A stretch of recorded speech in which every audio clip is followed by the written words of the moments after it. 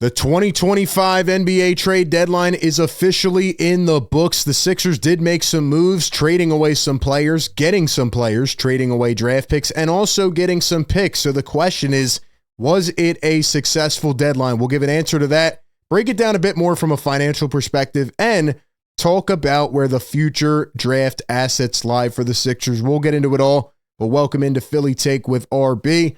I'm RB. Do me a favor, like this video, subscribe to the channel, and hit that bell. About 70% of people that watch this are not subscribed, so be sure to hit that sub button. And here is Shams Charania, live image after the trade deadline today. And I feel you, man. Shout out to him for recreating the infamous Jimmy picture. And funny enough, Jimmy Butler was traded last night. Today wasn't, I would say, overwhelming. There were still a lot of moves that were made. The last 3 years on deadline day have been absolutely chaotic. But the big dominoes that fell leading up to today probably make this the wildest deadline in NBA history. So I would say yes. What do you guys think? Let me know down below. But shout out to everyone who was in the live show earlier, who hopped on Bleacher Report with me. It has been an extensive day of coverage. And man, I mean, look at all these new faces. What a week in the NBA is, right? Look at all these new players for new teams, man. Wow. I mean, a lot of shakeups. This is why, even with the new restraints of the CBA, the NBA is the craziest league in sports in the world, because every year we get treated to an entertainment show. So it is pretty wild. But my question to everybody down in the comments right now, let me know your thoughts. Did the Sixers have a successful trade deadline? Drop a grade, a letter grade down in the comment section. I'm going to give you my letter grade.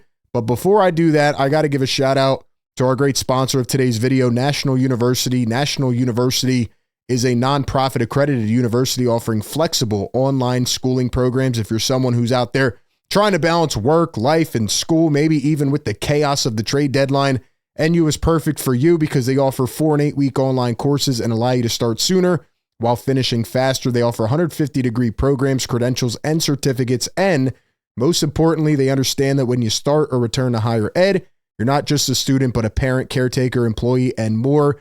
NU gives you the support to balance your life. National University is a veteran-founded university and awarded $50 million plus in scholarships last year. So if you are interested in checking out their flexible online curriculum and program offerings, click the link down in the description or pinned in the comments today and get more information. National University, where you can juggle school with everything else life has to offer. And I'll tell you what, man, paying attention to this Sixers deadline was like being back in school. It was like being in class. And today, while we were on the live show, this came up, and I need some explanation. I need somebody's response on this, because Mark Stein reports, okay, the Sixers are now sending an additional 2030 second-round pick to Dallas as an amended aspect of Philly's trade earlier this week to send Caleb Martin for Quentin Grimes.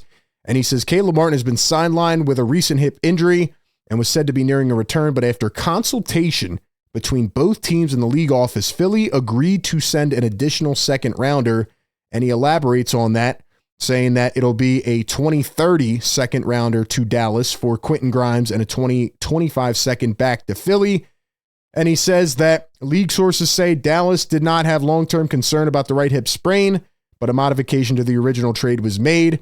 And the Mavs actually had the option to void the trade altogether, which I actually called on the post-game show last night. I was kind of joking, but I'm like, could you imagine if it got rescinded? But the Sixers decide to throw in a pick. They make it work. But I don't like that wording about the NBA and having consultation and them stepping in. It feels really weird. So you're telling me the Sixers were forced to now put in another draft pick, which is one reason I like the trade. You get Quentin Grimes, but you get a second-round pick. And now it's pretty much voided out because you give back a second-round pick because the Mavs, who knew Caleb Martin was injured, still wanted to trade for him and had to make a move because they need veterans, because they traded Luka Doncic and they're trying to win. So it just doesn't make sense to me. So I find that very weird. But here is an updated trade deadline summary. Here's what happened overall over the last couple of days. Sixers send out Caleb Martin. They trade KJ Martin and 2 second-round picks out to the Pistons in a salary dump.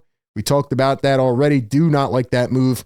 Today, they traded Reggie Jackson and a future first-round pick, which will be at the end of the 2026 first round, because it is the least favorable of the Rockets, Clippers, and Thunder. So it'll probably be the Thunder, and it'll probably be like a 28, 29, 30 pick. So I'm fine with that. And they get back 4 second-rounders along with Jared Butler for Reggie Jackson. But overall, Caleb Martin, KJ, Reggie Jackson, 1 future first, 3 future seconds they send out, and they take back Quentin Grimes, Jared Butler, their own 2025 second-round pick back, and 4 future second-round picks. So what grade do you give the Sixers? Well, I think I see what they're trying to do. It's what I kind of anticipated, right? They get younger, they get draft capital back, but because of the KJ Martin trade, because they had to send out 2 second-round picks in that trade, and because they still kept a couple other veterans on the team, like Andre Drummond and Eric Gordon, who not only are going to be here and probably leave after the season, so you're going to get no value for them at all, but they're also going to take away minutes from young guys like Justin Edwards, Ricky Council, and Adem Bona, who I want to see play more, who have been building up momentum. You saw last night, Ricky Council, Justin Edwards get their minutes cut, which is ridiculous. It's probably why the Sixers lost the game outside of Paul George playing bad. But also, the game before, Adem Bona got his minutes cut. So when Drummond comes back, he's going to play. Eric Gordon's going to play. Gordon has been shooting lights out. You probably could have got a couple picks for them. So I don't understand why they didn't do that. So overall, as it marinates on me, I think I'm going to give them a C- for this entire trade deadline. There wasn't a lot they could do if they didn't trade their stars, but I still would have liked to gotten a couple more picks back because that KJ Martin trade is absolutely awful. And they dump 2 second-round picks just to get his contract off, which is like cleaning up your own mess. And they could have just waited till the end of the season and waived him for nothing. Also, after the deadline concluded, the Sixers signed Chuma Okeke to a 10-day contract from the G League Westchester Knicks. He has not played in the league this year. Don't know if he'll get back up. They waived Pete Nance. And also, there's another thing coming out where I'm seeing a bunch of weird Sixer fans on Twitter. Yes, weird. Because they're arguing that the Sixers should make a push to sign Ben Simmons after he is about to get bought out by the Nets. And if you are anybody out there who thinks that the Sixers should re-sign Ben Simmons, you have completely lost your mind. No, stay away. It was reported the Sixers don't have interest, but please stay as far away from this guy as possible. And if the Cavaliers, who by the way had a really good trade deadline, they picked up DeAndre Hunter today, who is a 19-point per game versatile defender scorer. If they try to bring Ben Simmons into that equation off their bench, they're screwing themselves because the Cavs now have a loaded roster and are ready to compete for a championship. But okay, a little bit more on the Sixers, right? After all the trades, after everything's settled today, they now have 6 incoming first-round picks. They have their own in 26, 28, 29, 30, and 31. They got rid of that second first-round pick in 26, but they did get back 4 second-round picks from the Wizards for that. They have an unprotected first from the Clippers in 28 as well, so they'll have 2 firsts in 28, and they'll have a top 3 protected swap right with the Clippers in 2029. 3 tradable first-round picks. This number is actually 8 now, 8 second-round picks after the whole Caleb Martin thing where they had to throw in an extra pick.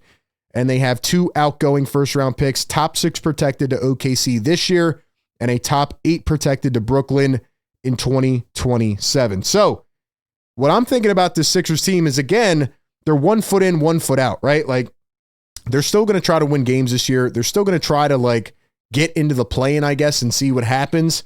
But they're also getting younger. They're also bringing picks in and trying to load up for the future. And that 2028 season is now starting to look very interesting because you go to 2028, Paul George's last year of his deal is 2027. And obviously you have Maxey. Joel Embiid's last year, his player option will be in 2028.